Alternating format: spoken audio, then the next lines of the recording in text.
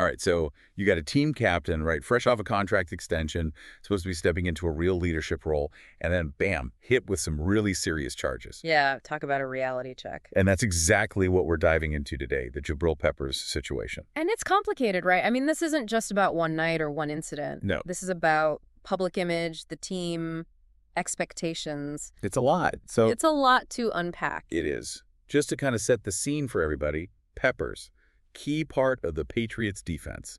Signed that new deal. Everybody's excited. Named team captain just a couple months back. Everything's looking up. Right. Seems like a straight line. And then, this past Saturday night, things take a turn. Police get a disturbance call. Braintree, Massachusetts, we're talking a suburb of Boston. Okay. And Peppers ends up getting arrested. And when you look at the police report, it's not. It's not good. No. There was an altercation, somebody needed medical attention, and now Peppers is facing some pretty hefty charges. Yeah, and I mean, hefty might be an understatement here. Yeah. We're talking assault and battery twice, and one of those counts involves a weapon.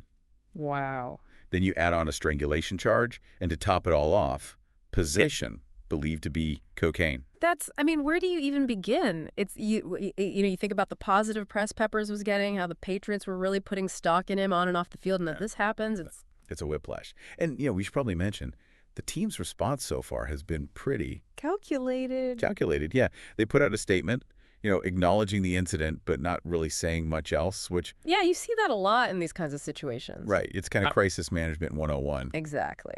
Yeah. But it does make you wonder, how do teams balance that PR side with actually genuinely supporting their players, especially a captain, someone who's supposed to be a leader? Absolutely, and I think it'll be really interesting to see how that develops. And then you also have Coach Jerod Mayo. He made some comments on WEA, which is a Boston radio station, and he actually confirmed that Peppers reached out to him. And I think what's really interesting there is how Mayo keeps circling back to the word process. The legal proceedings, the NFL investigation, it's almost like he's reminding everyone this is a marathon, not a sprint. Which I think leads to the biggest question here. What does this all mean? And not just for Peppers, but for the Patriots, for the fans, for how we view athletes off the field. Yeah, it really forces us to confront some uncomfortable things about how we think about athletes. The presumption of innocence, due process, those are paramount here, and I think it's easy to get caught up in the court of public opinion.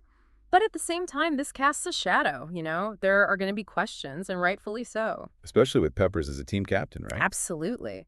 Think about the team dynamic. You've got the locker room, you've got the pressure on everyone to perform, and now you add this on top of it. Right, it's a distraction no one needs. Exactly. And I think this also goes beyond just the Patriots. This shines a light on what athletes face all the time. The scrutiny, the pressure to be perfect, the potential for something like this to derail everything, both personally and professionally. And I think it's really important for everyone listening to remember that this is still unfolding. New information comes out all the time, and it could drastically change how we view this whole situation. So stay informed, stay curious, because this is far from over. It really makes you think about the relationship between athletic success and personal conduct, and where do we draw the line? What are the standards? These are important conversations to be having, and I have a feeling this is just the beginning. A lot to think about. A lot to think about. Thanks for diving in with us.